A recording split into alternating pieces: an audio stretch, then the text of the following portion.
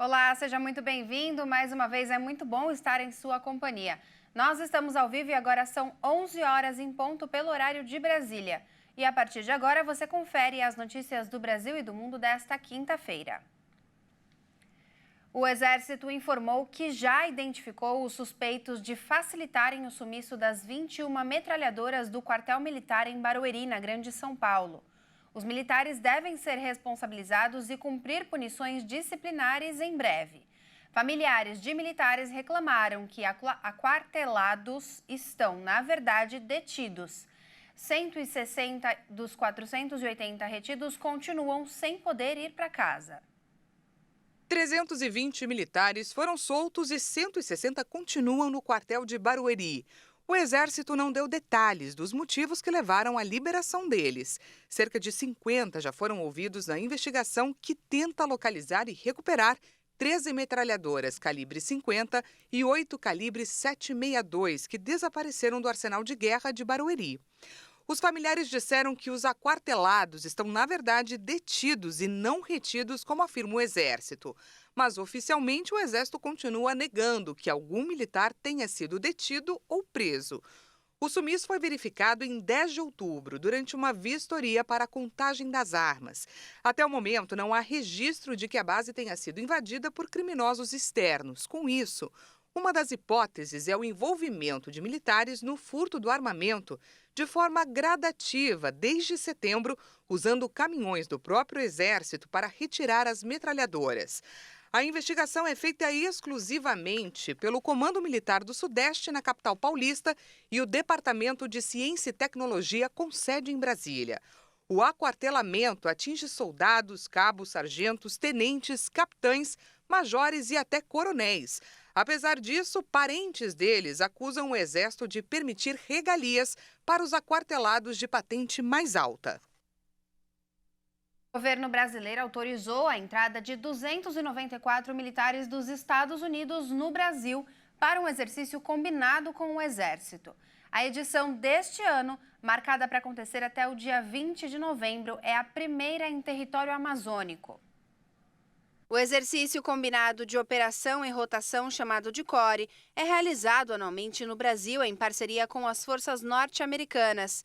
O CORE surgiu em 2015 por meio de um acordo de cooperação de defesa entre Brasil e Estados Unidos.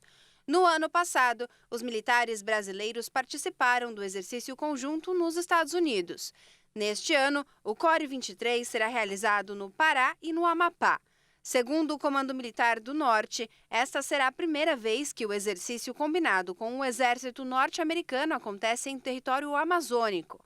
Além do decreto autorizar a entrada de quase 300 militares norte-americanos no país, também permite que as forças dos Estados Unidos ingressem ao país com armamentos e outros equipamentos. O Exército informou que o exercício tem como objetivo aumentar a capacidade operacional da tropa, manter os laços históricos entre os países e incrementar a integração e a cooperação entre os dois exércitos. E chegou à Venezuela o primeiro voo dos Estados Unidos com migrantes após o acordo entre o presidente americano Joe Biden e o líder venezuelano Nicolás Maduro. Também nesta quarta, o governo americano levantou temporariamente as sanções sobre as indústrias do petróleo, gás e ouro venezuelanas. Os Estados Unidos enviaram o primeiro avião com migrantes para a Venezuela nesta quarta-feira. Com os pés e mãos algemados, 130 pessoas foram deportadas dos Estados Unidos em um avião que partiu de um aeroporto no Texas, perto da fronteira com o México. A aeronave fretada pelo Serviço de Imigração e Alfândega dos Estados Unidos pousou no Aeroporto Internacional Simón Bolívar, em Maiquetía, que serve Caracas.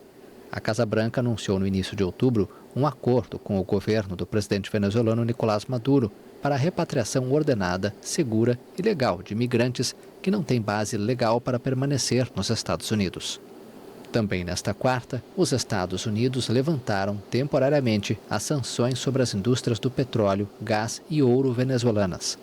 A medida foi tomada depois que o governo de Maduro e a oposição fecharam um acordo sobre as eleições de 2024, destacou o Departamento do Tesouro americano.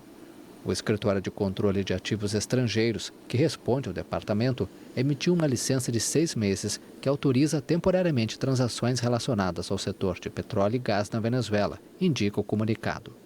O texto destaca que será renovada apenas se a Venezuela cumprir seus compromissos eleitorais e com as pessoas detidas injustamente no país. E no dia em que chegou o primeiro avião com deportados, o presidente da Venezuela, Nicolás Maduro, afirmou que quer reconstruir a relação com os Estados Unidos. Vamos ouvir o que ele tem para dizer. Passemos a página. Viremos a página, vamos reconstruir uma relação de respeito, de cooperação. De cooperação. Os Estados Unidos não reconheceram a reeleição de Maduro em 2018 e lançaram uma bateria de sanções, mas o Tesouro americano anunciou na quarta-feira o alívio destas medidas com licenças temporárias ao petróleo, gás e ouro da Venezuela. Isto acontece após os acordos assinados na terça-feira em Barbados entre o governo e a oposição, que contemplam a celebração de eleições presidenciais no segundo semestre de 2024, com a presença de observadores estrangeiros. A primeira leva de imigrantes venezuelanos deportados dos Estados Unidos chegou ao país sul-americano na noite de quarta, depois de um acordo com a Casa Branca. E o atacante Neymar, o astro da seleção brasileira, sofreu uma grave lesão no joelho esquerdo e terá que ser submetido a uma cirurgia, de acordo com a Confederação Brasileira de Futebol. A informação foi divulgada pela Confederação Brasileira de Futebol um dia depois do atacante sair de campo lesionado na derrota para o Uruguai por 2-0 em Montevidéu pelas eliminatórias para a Copa do Mundo de 2026. A CBF informou que a data da cirurgia ainda não foi definida. O craque deixou o campo antes do intervalo, chorando em uma maca, após cair no chão em um choque com o meio uruguaio De La Cruz. Em seguida, o camisa 10 foi visto deixando o estádio centenário de muletas e com o joelho esquerdo imobilizado. A contusão preocupa os torcedores brasileiros após 4 jogos de eliminatórias, com 2 vitórias, 1 empate e 1 derrota.